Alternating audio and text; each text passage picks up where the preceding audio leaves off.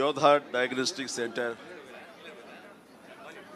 ఈ ప్రారంభోత్సవానికి ఇచ్చేసినటువంటి మంత్రివర్యులు, నా మిత్రులు, నా శ్రేయోభిలాషి దామోదర్ రాజనరసింహ గారికి, అలాగే వేదిక మీద ఉన్న ఇతర పెద్దలకు, అలాగే నా తమ్ముడు కంచర్ల సుధాకర్ ఈ రోజున ఇంత పెద్ద ఎత్తున తన మరో బ్రాంచ్ని ఇక్కడ మాదాపూర్లో ఓపెన్ చేయడం అనేది చాలా సంతోషం, చాలా శుభపరిణామం. తన ఐడియాలజీ నాకు తెలుసు.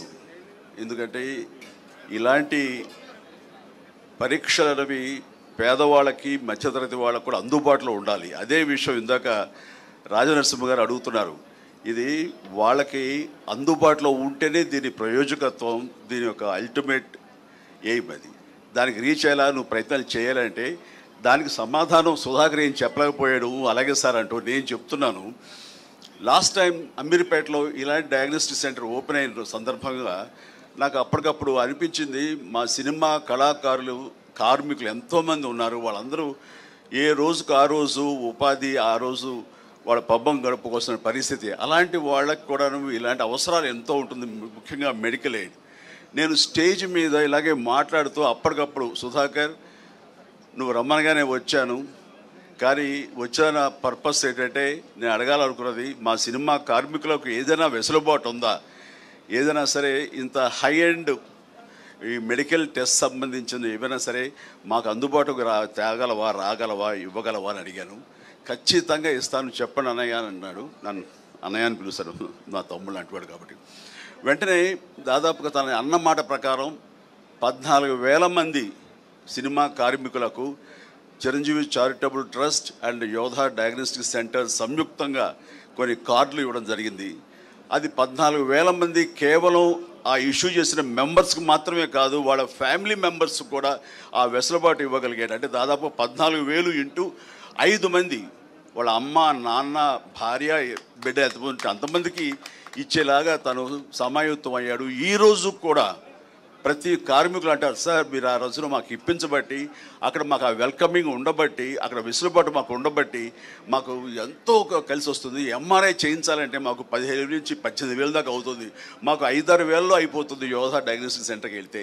ఇదంతా కలిపి ఆయన సుధాకర్ పెద్ద మనసు, అలాగే నా ప్రయత్నం ఇవన్నీ కూడా దోహదపడ్డాయని వాళ్ళు చాలా సంతోషిస్తున్నారు. దానికి తాము వంతు కృషిగా చేయటం అన్నది, సామాజిక స్పృహ ఉండటం అన్నది నాకు అతని పట్ల అపారమైనటువంటి గౌరవం ఉంది. అండ్ ఇందాక మన మినిస్టర్ గారు అడిగిన దానికి సమాధానం ఇదే సార్. ఆ రకంగా సామాజిక బాధ్యత వహించి తను ఇలాంటివి కల్పించాడు. అందుకని అలాగే ఇక్కడ కూడాను ఈ రోజున మన ప్రసాద్ గారు ఉన్నారు, ఆయన ఆధ్వర్యంలో డిజిటల్ ఫెడరేషన్ ఉంది. వాళ్ళకు కూడా ఈ రోజున యూట్యూబర్స్ కానివ్వండి, ఇతర ఇన్ఫ్లుయెన్సర్స్కి కార్డులు అందజేయడం అనేది ఇది చాలా చాలా శుభపరిణామం, చాలా మంచిది. ఇలాంటివన్నీ కూడాను పేదలకు కూడా అందుబాటులో రావటం అనేది నేను మనస్ఫూర్తిగా హర్షిస్తూ ఇలాంటి సెంటర్స్ మరెన్నో చేయాలి. ఎందుకంటే అతనికి వ్యాపార దక్షత నా గురించి నాకు తెలుసు. అమెరికాలో తను ఎంతగా వ్యాపారం, తను బిజినెస్ మ్యాన్గా ఒక కార్పొరేట్గా అక్కడ ఉన్నాడో తెలుసు. కేవలం తను డబ్బు సంపాదన కోసం అయితే కనుక అమెరికా కంటే ఇక్కడేమి వయబిలిటీ కాదు. అలాంటి అమెరికాని కాదనుకుని అక్కడి నుంచి ఇక్కడికి వచ్చి ఈ రకమైనటువంటి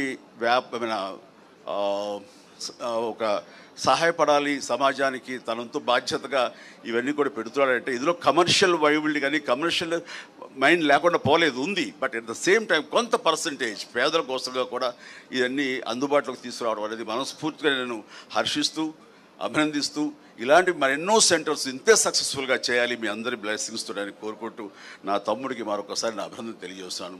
గాడ్ బ్లెస్.